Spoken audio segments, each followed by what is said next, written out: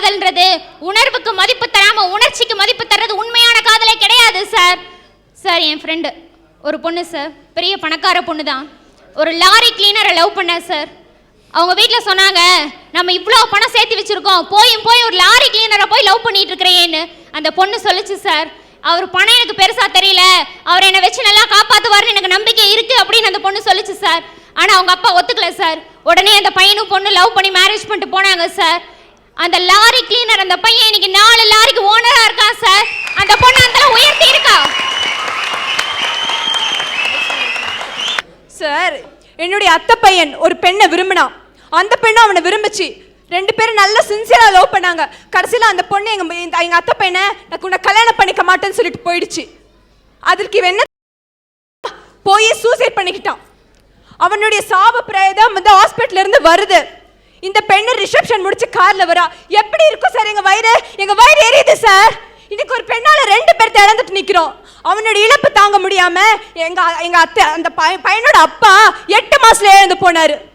கட்டின கணவனையும் இழந்து பிள்ளையும் இழந்து இன்னைக்கு எங்க அத்தை பித்த பிடிச்சு போய் அலைஞ்சிருக்கிறாங்க. எதனால? மனசாட்சி இல்லாத அந்த பெண்ணால தானே. ஆனா இன்னைக்கு அந்த பொண்ணு நல்ல சந்தோஷமா 2 பிள்ளைங்களை பத்தி இது நாங்க ஊற வாழ்டே வாழ்ந்துட்டு தான் இருக்கிறா. மனசாட்சி குத்தாது. இன்னைக்கு எங்க வயிறு எரியுது சார். எங்க அத்தையை பார்க்கும்போது பிச்சைக்காரி மாதிரி இருக்கிறாங்க. துணியை அவுத்தப்பட்டு ரோட்ல ஓடினாங்க. அதை எங்களால தாங்க முடியல. எதனால இது? எதனால? ஒரு பெண்ணு மேல ஆசை வச்சதுனால தானே இன்னைக்கு எங்க குடும்பத்தை ஒரே வருஷத்துல 2 பேர் இழந்தோம். எதனால இது? ஒரு பெண்ணு மேல ஆசை வச்சதுனால தானே. அதனால தான் சொல்றேன், இளைஞர்களே, நீங்க சொல்லுவீங்க லவ் பண்ணும்போது, பெண்ணே நீ இல்லைன்னா நான் செத்துருவேன்னு சொல்லுவீங்க. ஆனா இன்னைக்கு சொல்லுங்க, நீ இல்லைனாலும் இந்த உலகத்துல நான் வாழ்ந்து காட்டுவேன்னு சொல்லுங்க. தயவு செய்து சூசைட் பண்ணிக்காதீங்க. அந்த பையனுக்கு வயசு என்ன? 27 வயசு சார். 27 வயசு. வாழ வேண்டிய ஒரு வயதுல வாழ்க்கையை வாழாமல் மரணத்தை முத்தமிட்டு இருக்கிறார். தற்கொலை செய்து கொள்வது முட்டாள்தனம். ஒரு பெண் சொல்லுகிறார். இதை வாலிபர்கள் சிந்திக்க வேண்டும்.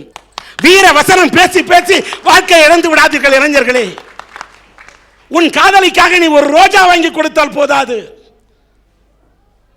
பல ரோஜாக்களை உருவாக்கக்கூடிய அளவுக்கு, ஒரு ரோஜா சோலையை உருவாக்கக்கூடிய அளவுக்கு நீ வாழ்க்கையிலே முன்னேறி காட்ட வேண்டும். ஒரு பெண் கிடைக்கவில்லை என்று சொன்னால் உலகத்திலே பெண்ணே இல்லையா? அவள் இதயம் இல்லாமல் போய்விட்டால் உலகத்தில் இதயமே இல்லையா? ஏங்க, கண்ணை இழந்த பிறகு சில பேருக்கு கண்ணு போயிடுது. கண்ணை இழந்த பிறகு அவன் கோல் ஊன்றி வாடுறான் சார். கண்ணே கண்ணு இல்லாமலே ஒரு மனிதனால் வாழ முடியும். உலகத்தில் ஒரு பொண்ணு இல்லாமல் உன்னால் வாழ முடியாதா? யோசிச்சு பாருங்க. கால் இல்லாமலே ஊனமிட்டவர்கள் கால் இல்லாமல் வாடும்போது உன்னோட காதல் இழந்துட்டு உன்னால வாழ முடியாதா? ஏன் முடியாது? உனக்கு ஒரு பெண் போனா வேறொரு பெண் கூட கிடைக்கலாம். வாழ வழி இருந்து ஏன் நீ வாழ மாட்டேங்கிற? நீ ஏன் வதங்கி போற? இளைஞர்கள் சிந்திக்க வேண்டும். உண்மையான காதலுக்காக உயிரை விடலாம். எது உண்மையான காதல்? அந்த காதலி திருமணமாகி போயிட்டா அவ ஊர்வலம், அவளோட கல்யாண ஊர்வலம் நடக்குது, அன்னைக்கு நான் சவ ஊர்வலமா எனக்கு எங்க வீட்டில் நடத்துவாங்க அப்படின்னு சொல்லிட்டு அவங்க வீட்டில் வாழை மரம் கட்டுறாங்களேன்னு சொல்லிட்டு உன் வீட்டில் வாழைக்கண்ணை கட்ட சொல்றிய, நியாயமா? அவங்க வீட்டில் விருந்து போடுறாங்க, உன் வீட்டில் கருமாதிக்கு படையல் போட சொல்றிய, நியாயமா? இதுதான் காதலா?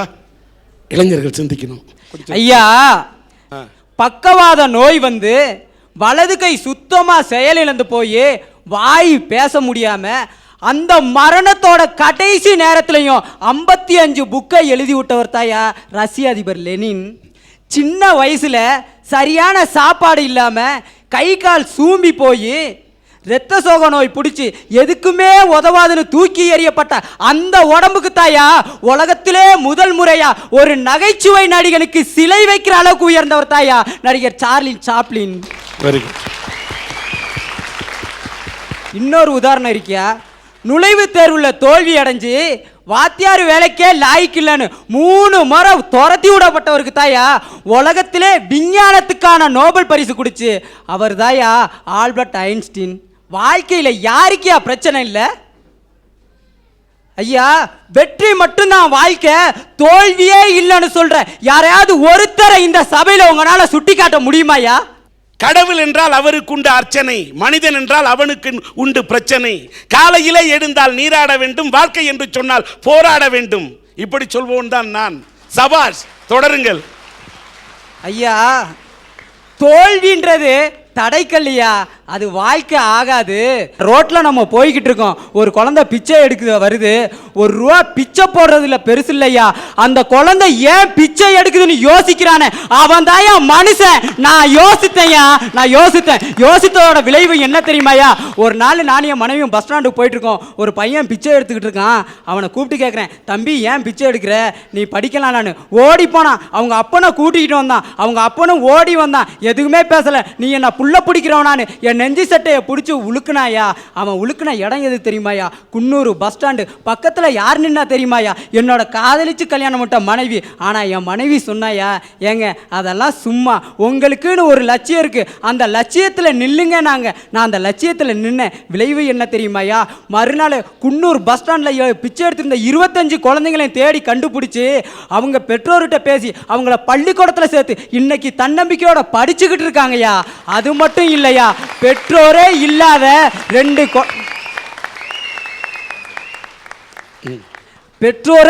2 குழந்தைங்கள கோவை அன்பில்லத்தில் சேர்த்து அங்கே அவங்க படிச்சுக்கிட்டு இருக்காங்க. இதெல்லாம் பார்த்துட்டாயா கோயம்புத்தூர் 1098 சைல்டுஹுட் அமைப்பு கேட்டாங்க, இந்தியாவிலே எந்த ஒரு மாவட்டத்திலையும் நடக்காததை குன்னூரில் வெற்றிகரமாக செயல்படுத்தினீங்களே, அதை எப்படி செயல்படுத்தினீங்க, அந்த திட்டத்தை கொடுங்கன்னு நானும் திட்டத்தை போட்டு கொடுத்துருக்கையா. நாளைக்கு இந்த தமிழ்நாட்டு எல்லா மாவட்டத்திலையும் அந்த திட்டம் செயல்பட்டு வெற்றி பெற்றா அதில் ஒரு ஓரத்தில் என் பேர் இருக்குன்னு தெரியும் போது எவ்வளோ பெருமையா இருக்குயா. பேர் என்ன? இன்யா சிவகுமார் சார். தொடரட்டும் உங்களுடைய அன்பு உள்ளம். ஐயா, வெறும் 10ஆம் கிளாஸ் 12ஆம் கிளாஸ்க்கு மேலே படிக்க முடியாதன்னா, டெய்லி சென்ட்ரிங் வேலை செய்கிறேன்னா, எனக்கு இந்த நீலகிரி மாவட்ட அரசாங்கம் என்ன தெரியுமாயா பண்ணுச்சு? பணத்தை கொடுக்கலையா, இந்த மாவட்டத்தின் இந்த வருஷத்தின் சிறந்த இளைஞருக்கான விருதை கொடுத்துச்சியா. அந்த விருது என் தன்னம்பிக்கைக்கு கிடைச்ச விருதியா, தோல்விக்குன்னு கிடைச்ச விருது இல்ல, என் லட்சியத்துக்கு கிடைச்ச விருதியா. பிரச்சனை இல்லாத மனுஷன் இல்ல, பிரச்சனையா இல்லைன்னா அவன் மனுஷனே இல்லையா. ஒவ்வொரு இளைஞனும் இன்னைக்கு தோல்வியை கண்டு துவண்டு போக கூடாதியா, அது ஒரு தடைக்கல்லுன்னு சொல்லி எட்டி மிதிச்சுட்டு தன்னம்பிக்கையோட வாங்கய்யா. வாழ்க வாழ்க சிவகுமார். அருளில்லோருக்கு அவ்வுலகம் இல்லை, பொருளில்லோருக்கு இவ்வுலகம் இல்லை. சார், சமீபத்தில் ஐஸ்வர்யா ராய்க்கு கல்யாணம் முடிஞ்சு சுவாமி தரிசனத்துக்காக திருப்பதிக்கு வந்திருந்தாங்க. அவங்களுக்கு மட்டும் ஸ்பெஷல் பூஜா போட்டு 2.5 மணி நேரம் சுவாமி தரிசனம் கொடுத்தாங்கய்யா. அங்க காசுதாயா, காசு இருக்கிறவன் கடவுள் பக்கத்துல இருக்கான், காசு இல்லாதவன் கேட்டுக்கு பக்கத்துல இருக்காயா. மனிதனுடைய பிறப்பு, வளர்ப்பு, இறப்பு, இது 3ஐயும் நிர்ணயிக்கிறது இன்னைக்கு காசு தான் சார். ஒரு தாய் ஒரு குழந்தைய பெற்றெடுக்கிறது இயற்கை. ஆனா இந்த காலத்துல அந்த தாய் வயிற்றுல இருந்து குழந்தை வெளியில வரணுமா வேண்டாமான்னு முடிவு பண்றதே இந்த காசு தானே சார். நம்ம சமுதாயத்துல இன்னைக்கு உயிரோட இருக்கிறோன்னு அடையாளம் காட்டுறது பிறப்பு சான்றிதழ், அதாவது பர்த் சர்டிபிகேட். செத்து போனதுக்கு அப்புறம் டெத் சர்டிஃபிகேட். அந்த பர்த் சர்டிஃபிகேட்டையும் டெத் சர்டிஃபிகேட்டையும் இன்னைக்கு நம்ம காசு கொடுத்து தானே சார் வாங்கிட்டு இருக்கோம். சார், அந்த அம்மா சொல்றாங்க காசு தான் கடவுளே, காசு தான் கடவுள்ன்றாங்க. ஆனா யார் தெரியுமா சார் உலகத்துல உண்மையாலுமே கடவுளே? சொல்லுப்பா. எவனொருவன் துயரற்றவனை நாடி சென்று இடது கைக்கு தெரியாமல் வலது கையாலும் வலது கைக்கு தெரியாமல் இடது கையாலும் உதவி புரிகிறானோ அவன் என்ன சார் இந்த உலகத்துல எல்லாத்துலயும் கடவுளே. சபாஷ் சபாஷ். சார், 1 லட்சத்தை ஒரு பக்கத்தில் வைக்கலாம், ஒரு சாமி சிலையும் விபூதியும் இன்னொரு பக்கத்தில் வைக்கலாம் சார். ஒருத்தரை கூப்பிட்டு, ஐயா நீங்க 1 லட்சம் ரூபாவை எடுத்துட்டு போறீங்களா இல்ல சாமி கும்பிட்டு திருநீரை பூசிட்டு போறீங்களா, அவன் என்ன சார் கேட்குவான்? எங்கேயும் கேட்க வேணாம் ஐயா, எங்கிட்ட கேட்க சொல்லுங்க. நான் கேட்க மாட்டேன். ஏன்னா நீ லட்சத்தை எடுத்துப்ப, சிலையை திருநீர் எடுத்து போடுவ. ஆமா ஆமா, எங்கேயும் கேட்க வேணாம். என்ன கேட்க மாட்டேன். உட்கார். அந்த 1 லட்சத்துக்காக தான் சார் சில பேர் கடவுளை மதிக்கிற அந்த சிலையே கடத்திட்டு இருக்காங்க சார். ஒரு குழந்தைய கூப்பிட்டு, அப்பா நீ படிச்சு பெரிய ஆளானதும் என்ன ஆகணும்னு ஆசைப்படுறேன்னு கேட்டா அவன் வக்கீல் ஆகணும், டாக்டர் ஆகணும், என்ஜினியர் ஆகணும்னு சொல்ற சார். அதே மாதிரி தான் சார் நானும் ஆசைப்பட்டேன் ஒரு போலீஸ் ஆகணும்னு சொல்லிட்டு.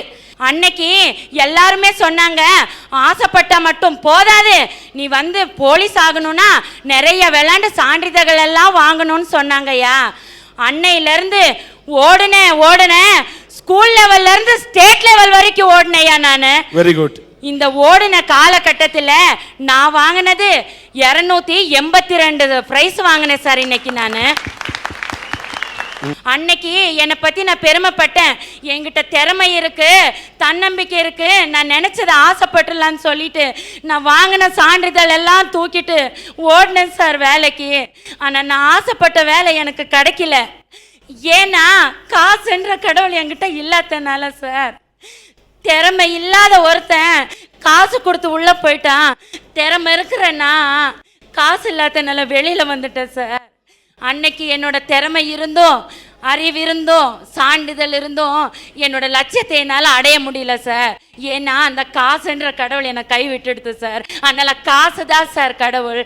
கடவுளே இருக்குன்றவனும் உயிரோட இருக்கிறான், கடவுளே இல்லைன்றவனும் உயிரோட இருக்கிறான் சார். ஆனா காசுன்ற கடவுள் இல்லைன்னா யாராவது உயிரோட இருக்க முடியுமா சார்? யாராவது உயிரோட இருக்க முடியுமா சொல்லுங்க? காசு இருந்தா மட்டுமே உலகத்தில் எல்லாத்தையுமே வாங்கிடலான்னு சொல்லாதீங்கம்மா. ஏன்னா எவ்வளோ கோடீஸ்வரங்களாம் இருக்கான், உடலுக்கு நோய் வந்து ஆஸ்பத்திரியில் போய் ட்ரீட்மெண்ட் எடுக்கிறாங்க. எத்தனை கோடி செலவு பண்ணாலும் கடைசியில் டாக்டர் ஒரு வார்த்தை சொல்கிறார், கடவுள் கை விட்டுட்டாருன்னு. டாக்டர் கைவிடலம்மா, காசும் இங்கே கை விட்டுடுது, கடவுள் கை விட்டுடுறான்னு சொல்கிறாங்க. கடவுளால் மட்டும்தான் நம்ம உயிரை காப்பாற்ற முடியும், மனிதனால் காப்பாற்ற முடியாது. ஏன் ஒரு கான்வென்ட்ல படிக்கக்கூடிய ஒரு இளைஞன் ஒரு சின்ன பையனை கொண்டாங்க, பணக்கார விட்டு பையன், ₹1,00,000 தரேன். இந்த தினேஷை போல ஒரு சாதாரண அரசு பள்ளியில் படிக்கக்கூடிய இந்த தினேஷை போல அவனால பேச முடியுமா? பணத்தை கொட்டி தரேன். ஒரு ஏழை விட்டு இளைஞனாக இருக்கலாம், இந்த சதாம் ஹுசைனை போல நெஞ்சுரத்தோடு பேச முடியுமா? முடியாது. இந்த உலகத்தில் காசுக்கு மரியாதை இருக்கு, சில்லறைக்கு மரியாதை இருக்கு. அதனால சில்லறை காசு தான் கடவுள்னு சொல்லாதீங்க. அந்த காசை மீறி கடவுள் இருக்கார்.